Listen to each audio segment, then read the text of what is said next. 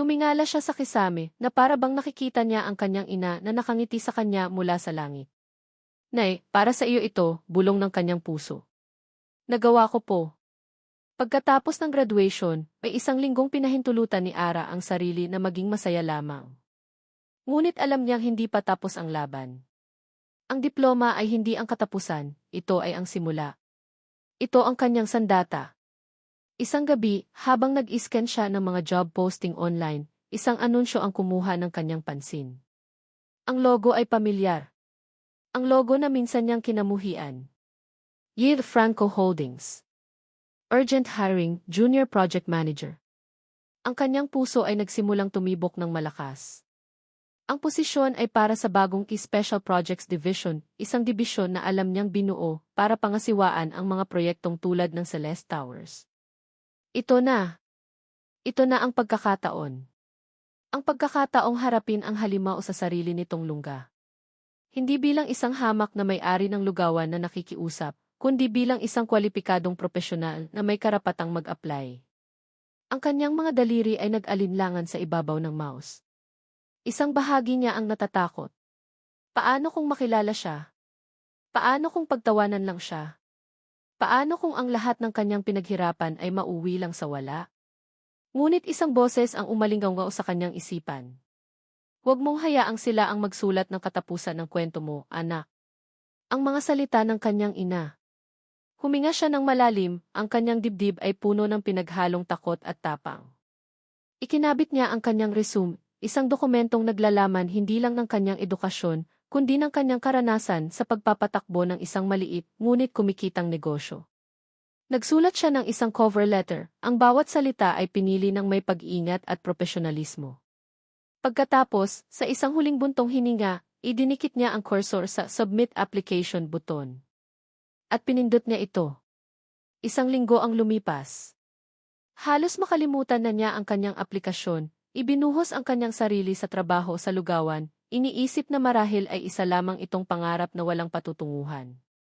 Ngunit isang hapon, habang nagpupunas siya ng mesa, tumunog ang kanyang cellphone. Isang email. Mula sa isang address na hindi niya inaasahan. From A.C. Department. Subject, Invitation to Interview, Junior Project Manager Position. Ang kanyang mga kamay ay nagsimulang manginig habang binabasa niya ang laman ng email. Kagalang-galang na Binibining Reyes. Maraming salamat sa iyong interes na maging bahagi ng Del Franco Holdings. Matapos suriin ang iyong kwalipikasyon, ikinagagalak ka naming imbitahan para sa isang panayam. Ipinagpatuloy niya ang pagbabasa, ang kanyang mga mata ay nanlalaki sa bawat salita. At nang marating niya ang huling bahagi ng email, ang hangin ay tuluyang naubos sa kanyang mga baga. Ang mga salitang nakasulat doon ay tila isang hatol at isang oportunidad na magkasama. Ang panayam ay gaganapin sa Lunes, -1:00 ng umaga, sa aming punong tanggapan.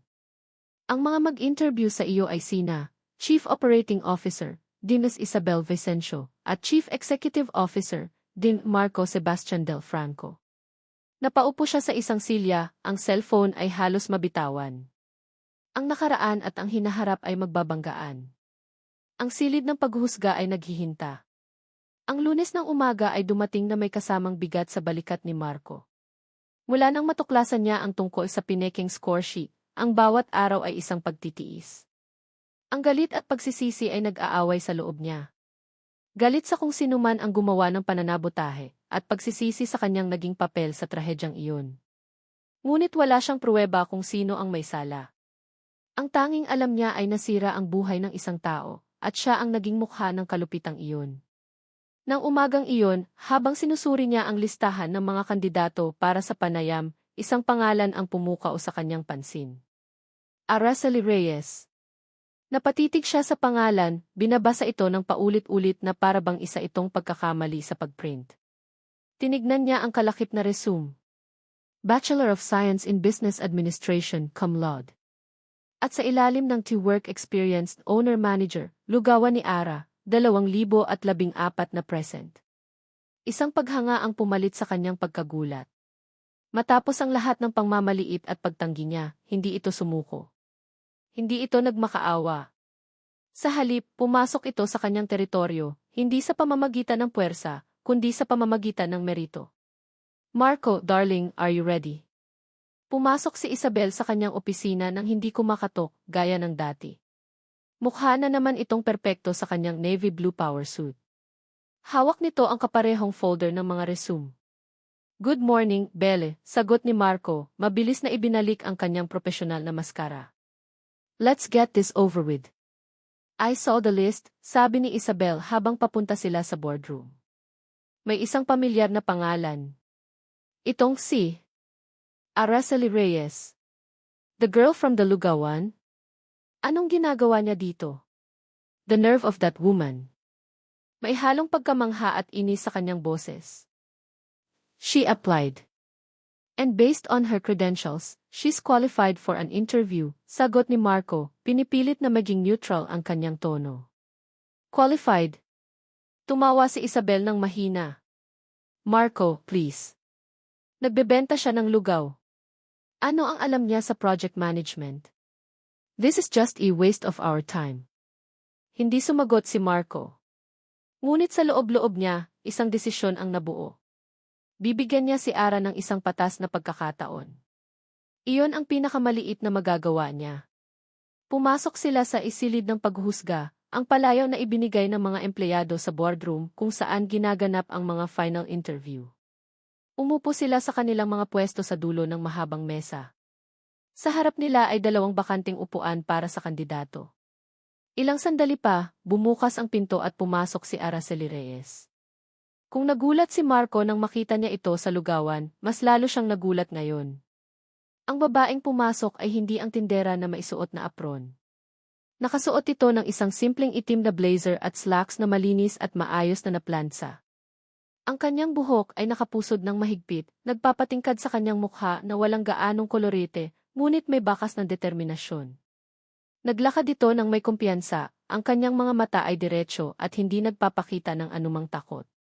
Good morning, Jim Del Franco, Jeff Vicencio, bati niya, ang kanyang boses ay kalmado at malinaw. Good morning, Miss Reyes. Please, have a seat, sabi ni Marco. Sa tabi niya, naramdaman niya ang pagbabago sa enerhiya ni Isabel. Ang ngiti nito ay naroon pa rin, ngunit ang mga mata nito ay nanlilisik na parang isang agila na nakakita ng kanyang biktima. Si Isabelle ang nagsimula ng mga tanong, at gaya ng inaasahan ni Marco, ang bawat isa ay may patagong lason. So, Miss Reyes, simula ni Isabel, binabasa ang resume na para bang isa itong nakakatawang nobela. It says here your only significant work experience is managing in Lugawan. A small eatery. How do you think can that possibly prepare you for the complexities of managing a multi-billion peso project? Hindi nagbago ang ekspresyon ni Ara. Tumingin ito ng diretsyo kay Isabel. And Vicencio, si business is a business, regardless of its scale, sagot ni Ara, ang kanyang tono ay magalang ngunit matatag. In Lugawan, I was the say, and the say rolled into one. I handled inventory and supply chain management to ensure we never run out of stock, even on rainy days when demand triples. I managed customer relations, turning first-time visitors into loyal patrons. I was in charge of quality control, ensuring that every bowl of lugao that leaves in the kitchen meets the standard in the mother set. And most importantly, I managed our finances, turning a small capital into profitable and sustainable enterprise for 6 years, all while facing the constant threat of eviction from a corporation much larger than myself. Natigilan si Isabel. Maging si Marco ay napahanga. Binaliktad ni Ara ang tanong. Ginamit niya ang itinuturing ni Isabel na kahinaan at ginawa itong pinakamalaking kalakasan. Ngunit hindi nagpatalo si Isabel. That's very quaint. But we're talking about corporate structures, stakeholder reports, and complex timelines. Things you can't learn from selling porridge. Perhaps, sagot ni Ara. But I also learned things you can't learn in a classroom. I learned resilience. I learned how to adapt. I learned how to do more with less. And I learned that the most important stakeholders are not always the ones with the most money, but the people whose lives you affect. I believe that is a perspective that Del Franco Holdings could benefit from. Isang sampal. Isang magalang ngunit matulis na sampal. Nakita ni Marco ang bahagyang panginginig ng labi ni Isabel. Ito na ang pagkakataon niya. Miss Reyes, sabat ni Marco, ang kanyang boses ay pumutol sa tensyon. Tumingin sa kanya si Ara, at sa isang saglit, ang kanilang mga mata ay nagtagpo. Nakita niya ang pagkagulat sa mga mata nito, na para bang hindi nito inaasahan na ipagtatanggol niya ito. Let's talk about proposed strategies for community integration for a project like Celeste Towers. Given your unique background, how would you approach the relocation of the remaining residents in a way that is both efficient for the company and humane for the people involved? Binigyan niya ito ng isang pagkakataon para magpakitang gilas, isang tanong na nakabase sa kakayahan at hindi sa pangmamaliit. At sumagot si Ara.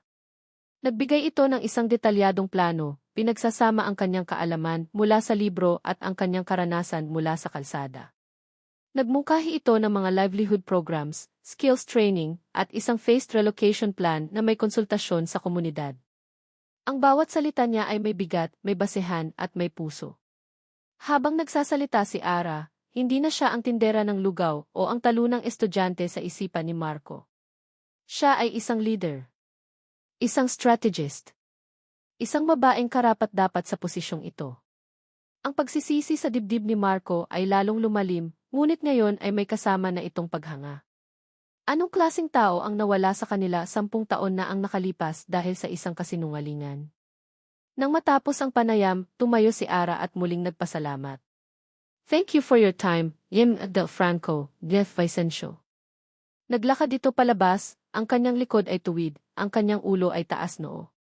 Nang magsara ang pinto, hinarap siya ni Isabelle, ang mukha nito ay puno ng galit na hindi na maitago. Huwag mong sabihing seryoso ka sa pagkuha sa babaeng iyon, nang gagalaiting sabi nito. Nakita mo ba iyon? The audacity. Ang kapal ng mukha niyang pumarito at magsalita ng ganoon.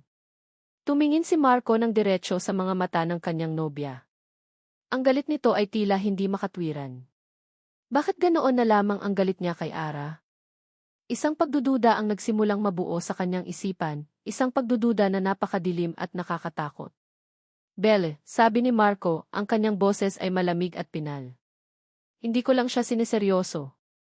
Huminga siya ng malalim, hinahayaan ang mga salita na magkaroon ng bigat bago niya ito bitawan. She's the most qualified candidate I've seen all day. Ang mukha ni Isabelle ay namutla, napalitan ng pagkabigla at hindi makapaniwalang galit. Ang silid ng paghuhusga ay naging isang larangan ng digmaan, at alam ni Marco, ang laban ay nagsisimula pa lamang. Ang unang linggo ni Ara sa Del Franco Holdings ay parang paglangoy sa isang dagat ng salamin at bakal. Ang bawat sulok ng gusali ay sumisigaw ng kapangyarihan at yaman, mula sa malamig na marmol sa sahig ng lobby hanggang sa mga elevator na bumubulong sa halip na umugong. Ang kanyang cubicle, bagamat maliit, ay may tanawin ng syudad na dati ay pinapangarap niya lamang. Ito ay isang mundong napakalayo sa amoy ng bawang at ingay ng mga tricycle sa kanyang eskinita. Isinubsob niya ang sarili sa trabaho. Ang bawat gawain, gaano man kaliit, ay kanyang pinagbubuti. Ang mga datos na pinapaanalisa sa kanya, ang mga ulat na pinapasulat, ang mga timeline na pinapabuo, lahat ay kanyang ginagawa ng may dedikasyon at talino na uhaw na mailabas. Hindi nagtagal, napansin siya. Isang senior manager ang tumango sa kanya bilang pagkilala matapos niyang magpresenta ng isang mahusay na ideya sa isang maliit na pulong. Isang kasamahan ang humingi ng kanyang opinyon sa isang komplikadong problema. Unti-unti, naramdaman niyang siya ay kabilang, hindi dahil sa awa, kundi dahil sa kanyang kakayahan. Ngunit kung mayroong liwanag, mayroon ding anino. At ang anino na iyon ay may pangalang Isabel Vicencio. Hindi siya direktang sinisigawan o minumura ni Isabel. Ang atake nito ay mas tuso, mas sopistikado. Isang uri ng karahasan na isinasagawa sa mga boardroom at sa pamamagitan ng mga email. Minsan, aksidenteng hindi siya isasama ni Isabel sa isang mahalagang email thread na magmumukha siyang walang alam sa isang pulong. Sa ibang araw, bibigyan siya nito ng isang gawain na may imposible at hindi makatotohanang deadline, at pagkatapos ay tatanungin siya sa harap ng lahat kung bakit hindi pa niya ito natatapos. Ang paboritong sandata ni Isabelle ay ang pagtatanong sa publiko. Miss Reyes, sigurado ka ba sa datos na iyan? Tanong nito minsan sa gitna ng isang pulong na may matamis na ngiti. It seems a little basic. Baka may na-miss out kang variable. Sa bawat pagkakataon, humihinga ng malalim si Ara at sumasagot ng may profesionalismo at katibayan. Ipinagtatanggol niya ang kanyang gawa nang hindi nagpapakita ng galit. Ngunit sa loob-loob niya, ang bawat salita ni Isabel ay isang maliit na hiwa, isang paalala na sa mundong ito, siya ay isang tagalabas na sinusubukang pumasok. Hindi niya hinayaan ang sarili na magpatalo. Ang bawat pagsubok na ibinato ni Isabel ay naging isang pagkakataon para patunayan niya ang kanyang sarili. Si Marco naman ay tila isang malayong hari. Paminsan-minsan ay nakikita niya ito sa hallway o sa elevator. Magalang itong ngingiti o tatango, ngunit laging may distansya. Ang kanilang mga pag-uusap ay limitado sa mga formal na pagbati. Ngunit napapansin ni Ara ang paraan ng pagtingin nito sa kanya sa mga pulong kapag nagsasalita siya, isang tinging puno ng atensyon na para bang sinusuri nito ang bawat salita niya. Nagdudulot ito ng kakaibang pakiramdam sa kanya, isang pinaghalong kaba at pagtataka. Isang Biyernes ng gabi, isa si Ara sa mga huling empleyado sa kanilang palapag. Tinatapos niya ang isang ulat na kailangan ni Isabel sa Lunes ng umaga. Ang karamihan ay umuwi na para sa weekend. Ang tanging naririnig niya ay ang mahinang ugong ng aircon at ang tunog ng kanyang pag-type. Biglang tumunog ang telepono sa kanyang mesa. Nagulat siya. Sino ang tatawag sa oras na iyon? Hello, Araceli Reyes speaking, sagot niya. Miss Reyes, good evening. Isang formal na boses ng babae ang sumagot. This is a call from the CEO's office. Anne Del Franco would like to see you, if you have a moment. Napatigil sa paghinga si Ara. Ang opisina ng CEO. Ang pinakatuktok ng Tor. Bakit? Daing ng kanyang isipan. Tatanggalin na ba ako sa trabaho? Ito na ba ang resulta ng mga reklamo ni Isabel? Okay. I'll be right there, sagot niya, pinipilit na maging kalmado ang kanyang boses. Ang paglalakbay mula sa kanyang cubicle patungo sa executive floor ay ang pinakamahabang paglalakad sa kanyang buhay. Habang paakyat ang elevator, pakiramdam niya ay kasabay nitong umaakyat ang kanyang puso sa kanyang lalamunan. Ang sahig sa executive floor ay nababalutan ng makapal at malambot na carpet. Ang mga pader ay pinalamutya ng mga mamahaling obra. Ang hangin ay tila mas manipis, mas mabigat. Marahang kumatok si Ara sa malaking pintong gawa sa kahoy ng opisina ng CEO. Come in. Pumasok siya. Ang opisina ni Marco ay malawak, ang isang buong pader ay gawa sa salamin, nagpapakita ng nakakasilaw na tanawin ng kumikinang na syudad sa gabi. Nakatayo si Marco malapit sa bintana, nakatalikod sa kanya. Nang marinig niya ang kanyang pagpasok, dahan-dahan itong lumingon. Wala ang karaniwang aura ng isang abalang CEO. Ang kanyang mukha ay seryoso, at sa kanyang mga mata, mayroong isang bagay na mabigat at malungkot. Miss Reyes. Ara. Thank you for coming. Please, sit down, sabi nito, itinuturo ang dalawang silya sa harap ng kanyang malaking mesa. Umupo si Ara, ang kanyang mga kamay ay magkadikit sa kanyang kandungan. Ang kanyang puso ay kumakabog ng napakabilis. Hindi nagsalita si Marco. Sa halip, may kinuha itong dalawang manipis na folder mula sa kanyang mesa at marahang inilapag ang mga ito sa harap ni Ara. Gusto kong tingnan mo ito, sabi niya, ang kanyang boses ay mahina ngunit may diin. Nag-aalangan, kinuha ni Ara ang unang folder. Binuksan niya ito. Sa loob ay mga lumang dokumento, mga photocopies ng titulo ng lupa at isang deed of absolute sale. Ang kanyang mga mata ay mabilis na naglakbay sa mga detalye. Lot PLV, 214 na, Tondo, Manila. Ang address ng kanilang dating bahay at lupa. Ang lupa kung saan nakatayo ngayon ang kanyang lugawan. At sa ilalim ang pangalan ng nagbenta. Elena Reyes. Ang pangalan ng kanyang ina. Kasabay ng pangalan, nakita niya ang presyo. Ang halagang halos ibinigay na lamang ang kanilang ari-arian sa Del Franco Holdings. Isang malamig na pakiramdam ang gumapang sa kanyang mga braso, isang pakiramdam ng pagkakanulo na hindi niya naramdaman noon. Alam niyang naibenta ang kanilang lupa, ngunit hindi niya alam ang ganitong mga detalye. Ang kanyang ina, sa gitna ng pakikipaglaban sa sakit at sa lumulobong bayarin sa ospital, ay walang awang ginipit. Alam kong masakit itong makita, sabi ni Marco, ang kanyang boses ay puno ng pagsisisi. Nangyari ito sa ilalim ng pamumuno ng aking ama. Wala akong alam dito hanggang sa sinimulan kong halungkatin ang mga papeles. Walang sapat na salita para sabihin. I'm sorry. I am truly sorry for what the family's company did to yours. Hindi makapagsalita si Ara. Ang mga dokumento ay naging malabo sa kanyang paningin, natabunan ng mga luhang nagsisimula ng mamuo.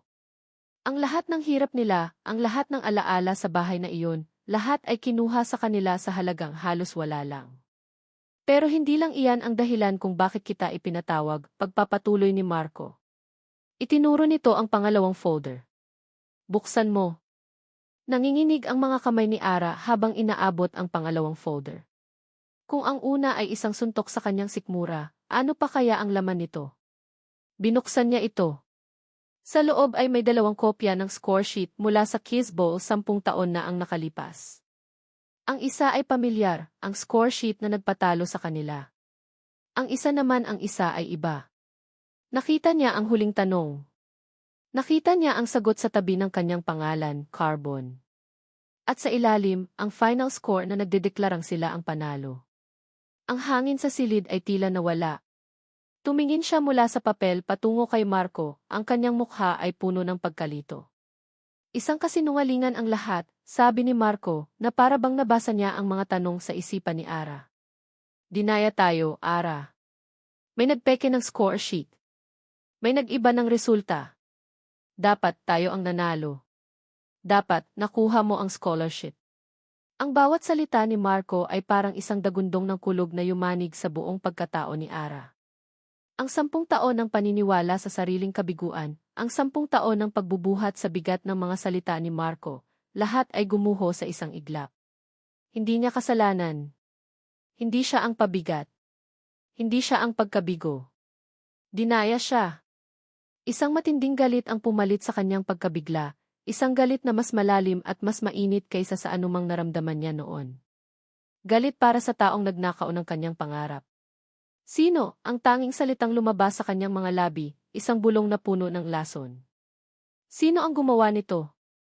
Tumingin si Marco sa kanya, ang kanyang mga mata ay puno ng sakit at pag-aalinlangan. Hindi ko pa alam. Iyon ang sinusubukan kong alamin. Ngunit mayroon akong hinala. Sabihin mo sa akin, giit ni Ara, ang kanyang boses ay naglakas.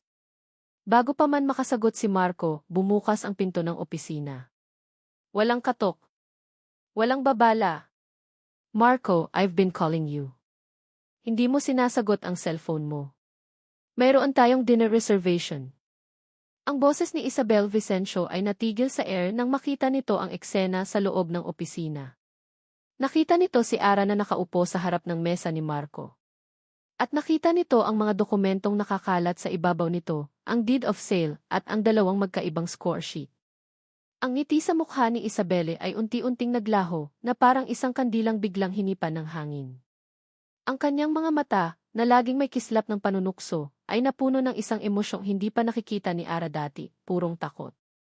Tumingin ito mula sa mga papel, patungo kay Marco at sa huli kay Ara. Isang mabigat na katahimikan ang bumalot sa silid, isang katahimikang mas maingay pa kaysa sa anumang sigaw. Sa wakas, nagsalita si Isabelle, ang boses nito ay pilit na pinapakalma, ngunit maihalong panginginig. Anong ibig sabihin nito, Marco? Sa pagpasok ni Isabelle, ang hangin sa loob ng opisina ay tila naging yelo. Ang tanong nito, anong ibig sabihin nito, Marco? Ay lumutang sa ere na may bigat ng isang hatol na naghihintay. Tumingin si Marco mula sa namumutlang mukha ni Isabel, patungo kay Ara, na nakatayo na ngayon, ang mga mata ay nag-aapoy sa isang bagong tuklas na galit. Sa isang saglit, naunawaan ni Marco ang lahat. Ang hindi makatwirang galit ni Isabel kay Ara, ang mga patagong paninira nito, ang desperasyon nitong itago ang nakaraan. Ang lahat ng piraso ng palaisipan ay nagkabit-kabit sa kanyang isipan, bumubuo ng isang larawang napakapangit at hindi niya kayang tanggapin. Belle, sabi ni Marco, ang kanyang boses ay malamig na parang bakal. Alam mo kung anong ibig sabihin nito. Hindi ko alam ang sinasabi mo, mabilis na sagot ni Isabel, sinusubukang bawiin ang kanyang kompostura. Naglakad ito palapit sa mesa, ang mga mata ay nakatuon sa mga papel. Ano ang mga basurang ito? Marco, this woman is manipulating you. Hindi ka ba nakakahalata? Ginagamit niya ang nakaraan para sirain tayo. Huwag kang magsinungaling, Isabel, sigaw ni Marco, ang kanyang kontrol ay tuluyan ng nawala. Itinuro niya ang peking score sheet. Ito ang gawa mo, hindi ba? Ikaw ang nagpeke nito. Ikaw ang nagnakaw ng pangarap niya. Ang bawat salita ay isang akusasyon, at sa bawat akusasyon, lalong namumutla si Isabel. Ang kanyang mga mata ay nagpabalik-balik mula kay Marco patungo kay Ara, na para bang naghahanap ng isang madaling takasan. That's a ridiculous accusation. Wala akong kinalaman dyan, pagkakailan niya, ngunit ang kanyang boses ay pumiyok sa dulo. Sa pagkakataong iyon, si Ara ang nagsalita. Ang kanyang boses ay hindi pa sigaw, ngunit puno ito ng isang nakakakilabot na kalamigan. Bakit? Tanong ni Ara, nakatingin ang diretso sa mga mata ni Isabel. Bakit mo ginawa iyon? Ano ang nakuha mo sa pagsira sa buhay ko? Ang direktang tanong ni Ara ang tuluyang sumira sa depensa ni Isabel. Biglang nagbago ang anyo nito. Ang takot sa kanyang mga mata ay napalitan ng isang pangit na galit. Ang maskara ng isang sopistikadang sosyalite ay gumuho, inilalantad ang isang mukhang puno ng inggit at kapaitan. Dahil hindi ka nababagay, sigaw ni Isabel, ang kanyang boses ay matinis at puno ng kamandag. Ang kanyang mga kamay ay naikuyom sa gilid. Ang lahat ay laging tungkol sa iyo. Ang galing ni Ara. Ang talino ni Ara. Kahit si Marco, hindi niya inaamin, pero nakikita ko kung paano kanya tingnan noon. Palagi kang isang banta. Napatingin si Marco kay Isabel, hindi makapaniwala sa kanyang naririnig. Ang mga salitang lumalabas sa bibig ng kanyang nobya ay mga salita ng isang taong matagal nang nilalamon ng inggit. Kaya ginawa ko ang dapat gawin, pagpapatuloy ni Isabel, ang kanyang mga mata ay nanlilisik na ngayon. Ako nga ang gumawa. Ako ang nakipag-usap sa isang clerk sa registrar's office. Ako ang nag-utos na palitan ang score sheet. Dahil hindi ka nababagay sa mundong ito, Ara. Ang mga tulad mo ay dapat manatili sa putik kung saan kayo nanggaling. At lalong hindi ka nababagay para kay Marco. Isang sampal. Ang tunog ay umalinggaw sa buong silid. Hindi si Marco ang gumawa. Si Ara. Ang pisngi ni Isabelle ay namula. Napahawak ito roon, ang kanyang mukha ay puno ng pagkabigla. Ang ninakaw mo sa akin ay hindi si Marco, sabi ni Ara, ang boses ay nanginginig sa pinaghalong galit at sakit. Ang ninakaw mo sa akin ay ang pagkakataon kong iahon ang aking ina mula sa hirap. Ang ninakaw mo sa akin ay ang mga huling sandali na sana inagamot siya ng maayos. Ang buhay ng ina ko ang kinuha mo. Ang mga salitang iyon ay tumama kay Marco na parang isang malakas na suntok. Ngayon ay naiintindihan na niya ang bigat ng kasalanang ito. Hindi lamang ito tungkol sa isang scholarship. Ito ay tungkol sa isang buhay. Sa isang iglap, nawala ang lahat ng pag-aalinlangan sa isipan ni Marco. Ang imahe ng kanyang ama, ang bigat ng legasya, ang takot na mabigo, lahat ay naglaho. Ang tanging nakikita niya ay si Ara, nakatayo roon, nanginginig ngunit matatag, ang babaeng dumanas ng 10 taon ng impyerno dahil sa kasalanang hindi niya ginawa. At ang babaeng nasa harap niya, ang kanyang nobya, ang siyang demonyong nagpahirap dito. Humarang si Marco sa pagitan ni Ara at Isabel, na para bang isang panangga. Isabelle, sabi niya, ang kanyang boses ay pinal at walang bahid ng anumang emosyon. Tapos na tayo. The engagement is off. What? Nanlaki ang mga mata ni Isabelle. Marco, hindi mo maaaring gawin ito. Ang pamilya natin. Ang negosyo. Pinagplanuhan na ito. Wala na akong pakialam sa plano, sabi ni Marco. Get out of the office. Now. Hindi mo ako maaaring paalisin, sigaw ni Isabel. May karapatan ako dito. Ang pamilya ko ay may malaking investment sa kumpanyang ito. Kung gayon, maghanda kang bawiin ang investment na iyan, sagot ni Marco, kinuha ang kanyang cellphone. Dahil sisiguraduhin kong malalaman ng buong board of directors ang ginawa mo. At hindi lang iyan. Tumingin siya sa unang folder, ang tungkol sa lupa. Malalaman din nila kung paano ginipit ng aking ama ang pamilya Reyes. Ibabalik ko ang dapat na sa kanila, kahit na ikabagsak pa ng kumpanyang ito. Kahit na ikawala ko pa ng lahat. Ito ang desisyon. Ang pagpili sa pagitan ng tama at ng kanyang mana. At sa unang pagkakataon sa kanyang buhay, naramdaman ni Marco na pinili niya ang tama. Naramdaman niya ang isang kakaibang gaan, isang paglaya mula sa bigat na matagal na niyang pinapasan. Tinitigan siya ni Isabel na para bang isa siyang baliw. Nang makita nitong seryoso siya at hindi na magbabago ang kanyang isip, isang pangit na ngisi ang gumuhit sa mga labi nito. Sige, sabi nito, ang boses ay puno ng pagbabanta. Gawin mo ang gusto mo, Marco. Tingnan natin kung sino ang matitira kapag bumagsak ang lahat ng ito. At ikaw, lumingon ito kay Ara, magsama kayo sa impyerno. Padabog na tumalikod si Isabelle at lumabas ng silid, isinasara ang pinto nang may malakas na kalabog na yumanig sa buong palapag. Nang mawala na si Isabelle, isang nakabibinging katahimikan ang muling bumalot sa opisina. Tanging ang mahinang pag-iyak na lamang ni Ara ang maririnig. Naiwan silang dalawa, napapalibutan ng mga nabunyag na lihim at ng mga guho ng isang kasinungalingan. Dahan-dahang lumingon si Marco kay Ara. Ang babaeng matapang na kanyang hinangaan ay nakayuko na ngayon, ang kanyang mga balikat ay nanginginig. Ang lahat ng lakas na ipinakita nito sa loob ng maraming taon ay tila bumigay na. Puno ng pagsisisi at ng isang emosyong hindi pa niya kailanman naramdaman para sa iba, lumapit si Marco. Hindi niya alam kung ano ang sasabihin. Walang salita ang sapat. Inilahad niya ang kanyang kamay, ngunit ibinaba rin ito. Sa huli, ang tanging mga salitang lumabas sa kanyang bibig ay isang bulong na naglalaman ng bigat ng 10 taong pagkakasala. Ara, patawarin mo ako. Ang katahimikan na naiwan sa pag-alis ni Isabel ay mas mabigat pa kaysa sa mga sigaw nito kanina. Nakatayo si Ara sa gitna ng malawak na opisina, ngunit pakiramdam niya ay nasa loob siya ng isang gumuguhong mundo. Ang sahig sa ilalim ng kanyang mga paa ay tila gawa sa buhangin. Ang mga luha na matagal niyang kinimkim ay bumuhos na ng walang paalam. Umiyak siya. Umiyak siya para sa dalagitang nawala ng pangarap.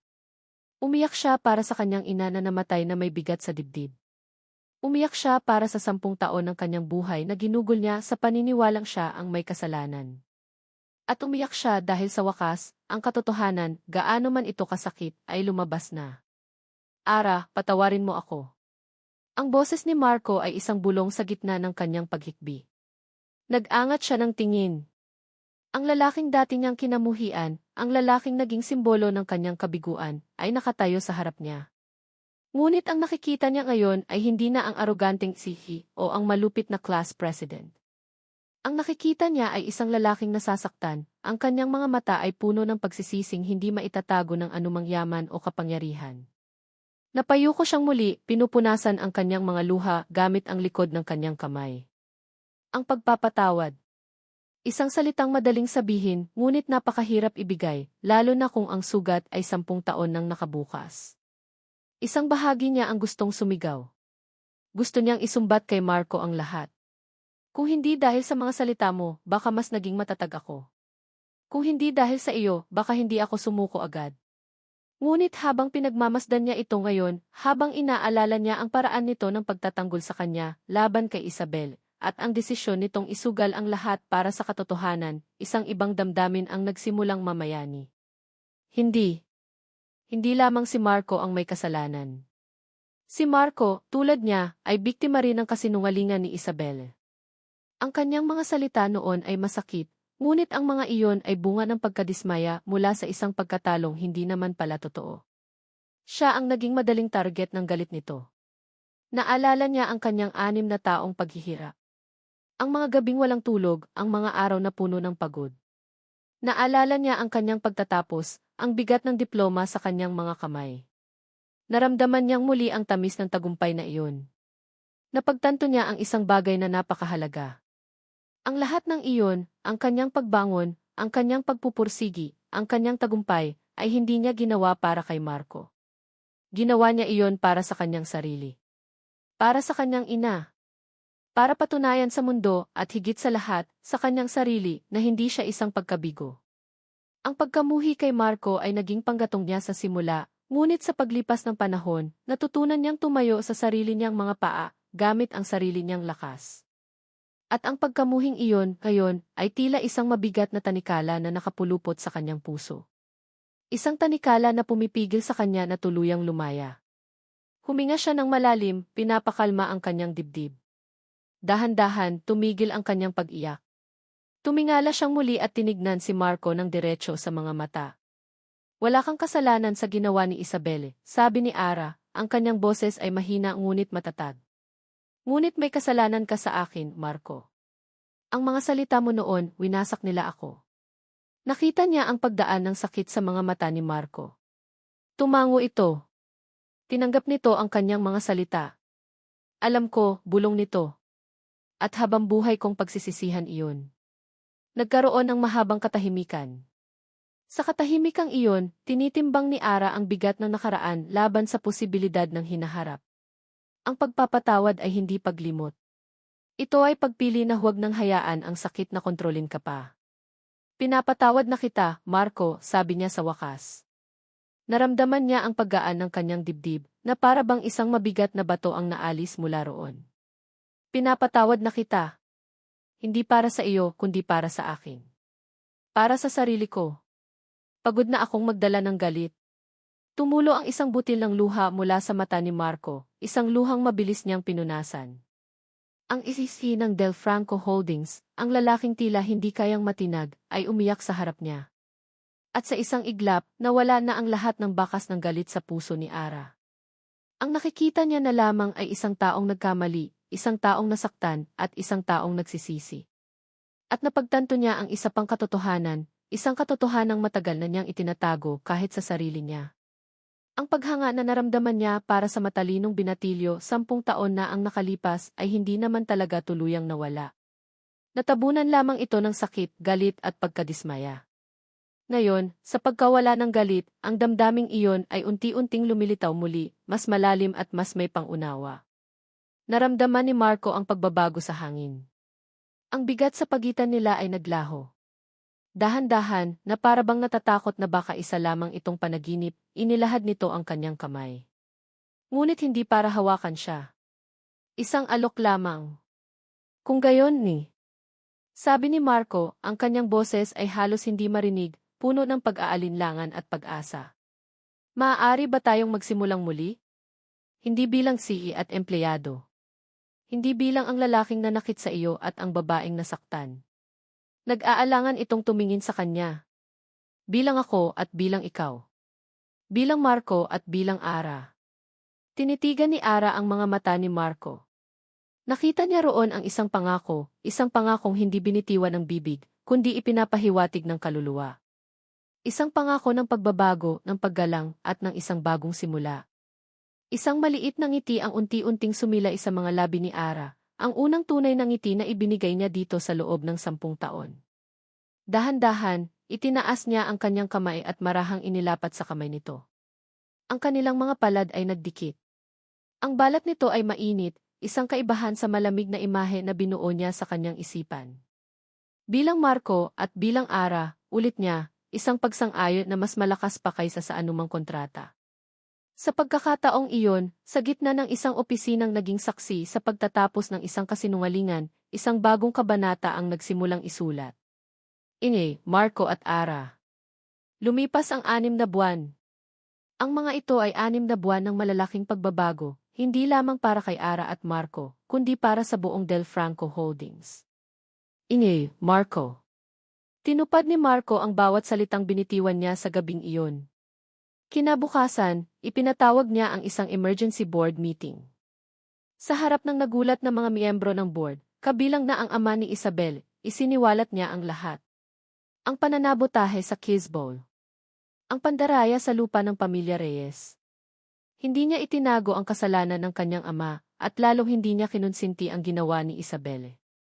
Ang resulta ay isang lindol sa mundo ng korporasyon. Ang pamilya Vicencio, sa sobrang kahihiyan, ay binawi ang kanilang investment at tuluyang umalis sa kumpanya. Si Isabelle ay tinanggal sa kanyang posisyon at naharap sa mga kasong sibil. Maraming nagsabi na si Marco ay isang hangal. Isang traidor sa sarili niyang pamilya at sa legasya ng kanyang ama. Ngunit sa bawat pagtulog niya sa gabi, sa unang pagkakataon sa kanyang buhay, naramdaman niya ang kapayapaan. Ara. Para kay Ara, ang mga sumunod na buwan ay isang panaginip. Siya at ang mga natitirang kamag-anak ng kanyang ina ay nakatanggap ng isang makatarungang kompensasyon para sa kanilang lupa, hindi bilang bayad pinsala, kundi bilang pagkilala sa tunay na halaga nito, kasama ang interes para sa mga taong nawala. Nagpatuloy siya sa pagtatrabaho sa Del Franco Holdings, hindi na bilang isang junior manager, kundi bilang pinuno ng bagong tatag na Community Development and Social Responsibility Department, isang posisyong nilikha mismo ni Marco para sa kanya. Ang dati niyang mga kasamahan ay tinitingala siya ngayon ng may paggalang at paghanga. Ngunit ang pinakamalaking pagbabago ay nangyari sa labas ng opisina. Isang Sabado ng hapon, sinundo siya ni Marco. Ngunit hindi ito nakasakay sa kanyang mamahaling sedan.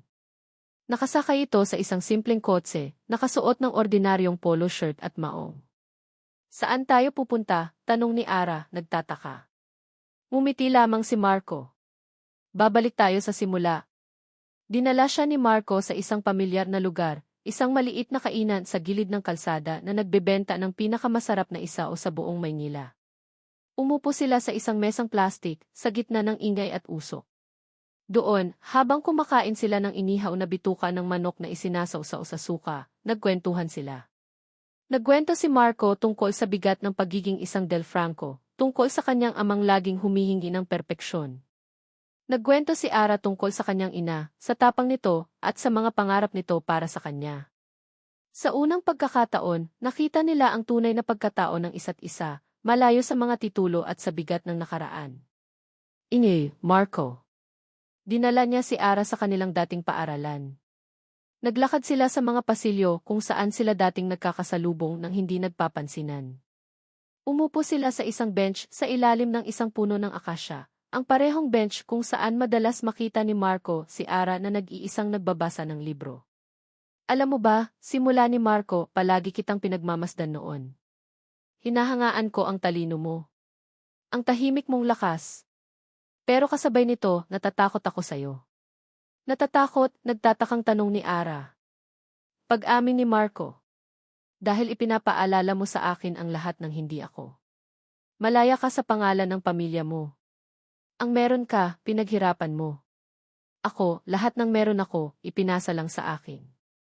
Ikaw ang standard na hindi ko kayang abutin, kaya sa galit ko, sinubukan kitang ibaba. Hinawakan ni Marco ang kamay ni Ara. Patawarin mo ako, hindi lang sa mga salitang binitiwan ko, kundi sa kahinaan ko. Tumingin si Ara sa kanya, ang kanyang mga mata ay puno ng pag-unawa. Matagal na kitang pinatawad, Marco. Ang mahalaga ay kung sino tayo ngayon. Ara. Isang araw, dinala siya ni Marco sa isang bakanting lot. Pamilyar ang lugar. Ito ang Lot Pierre, 214 na. Ang kinatatayuan ng kanyang lugawan na voluntaryo na niyang isinara matapos maayos ang lahat. Wala na ang maliit na istruktura. Ang lupa ay malinis at bakante. Ano ng plano mo rito? Tanong ni Ara, iniisip na marahil ay itutuloy pa rin ang Celeste Towers sa ibang disenyo. Yumiling si Marco. Hindi ko ito plano. Plano natin ito. Inilabas niya ang isang malaking blueprint. Ibinuka niya ito sa ibabaw ng hood ng kanyang kotse. Hindi ito isang plano para sa isang nagtataasang kondominium. Ito ay isang plano para sa isang two-story building na may malawak na kusina, mga silid-aralan, at isang hardin sa bubong. The Reyes Culinary Training Center, basa ni Ara sa pangalan ng proyekto. Isang lugar para sa mga tulad mo noon, paliwanag ni Marco, ang kanyang boses ay puno ng sigasig. Mga taong may pangarap at talento pero walang oportunidad. Dito, tuturuan natin sila, bibigyan ng puhunan, para makapagsimula sila ng sarili nilang maliliit na negosyo. Hindi na natin kailangan ng isa pang toring bakal. Ang kailangan ng mundong ito ay mas maraming lugar na tulad ng lugawan ni Ara. Napaluha si Ara. Ang pangarap na ito ay mas malaki pa kaysa sa anumang inasahan niya. Ito ay hindi lamang pagbabalik ng kung ano ang nawala sa kanya, ito ay pagpaparami nito para sa iba. Marco at Ara. Sa sandaling iyon, sa gitna ng lupang naging saksi sa kanilang sakit at pagbangon, lumuhod si Marco Del Franco. Wala siyang dalang magarbong kahon. Wala siyang inihandang mahabang talumpati. Mula sa kanyang bulsa, kinuha niya ang isang singsing. Isang simpleng singsing na silver, walang anumang diamante, ngunit sa gitna nito ay may isang maliit na batong hugis butil ng bigas, isang simbolo ng kanilang simula. Araceli Reyes, sabi ni Marco, ang kanyang mga mata ay nakatingin ng diretso sa kanya, puno ng pagmamahal at katiyakan. Sinira ko ang nakaraan mo, hayaan mong ako ang bumuo ng hinaharap mo kasama ka. Hindi ako perpektong tao. Marami akong pagkakamali. Pero ipinapangako ko, sa bawat araw ng buhay ko, susubukan kong maging karapat-dapat sa pagmamahal mo. Ara, will you marry me? Tumulo ang mga luha ni Ara. Ngunit sa pagkakataong ito ay purong luha ng kaligayahan. Wala ng sakit. Wala ng galit. Tanging pag-ibig at isang hinaharap na puno ng pag-asa. Bulong niya. Marco. Pakakasalan kita. Isinuot ni Marco ang singsing sa kanyang daliri. Tamang-tama ang sukat. Tumayo ito at niyakap siya ng mahigpit. Habang papalubog ang araw sa kanilang likuran, pinipinta ang langit ng kulay kahel at lila, magkayakap silang nakatayo sa lupang pag-aari nila. Hindi na siyi at empleyado. Hindi na biktima at salarin. Kundi dalawang taong sinubok ng tadhana, sinira ng kasinungalingan, ngunit muling binuo ng katotohanan at pinag-isa ng pag-ibig. Ang kanilang bagong simula ay ngayon pa lamang mag-uumpisa. At dito nagtatapos ang kwento ni Ara at Marco. Sa bawat isa sa inyo na sinamahan kami sa paglalakbay na ito, mula sa kaibuturan ng aking puso, maraming salamat. Ang pagsulat sa kwento ni Ara at Marco ay isa ring emosyonal na paglalakbay para sa akin. Naramdaman ko ang bawat sakit at pait na dinanas ni Ara, ang bigat ng pagsisisi na pinasa ni Marco, at ang tamis ng kanilang muling pagsisimula. Sapagkat ang kwentong ito ay higit pa sa isang simpleng love story.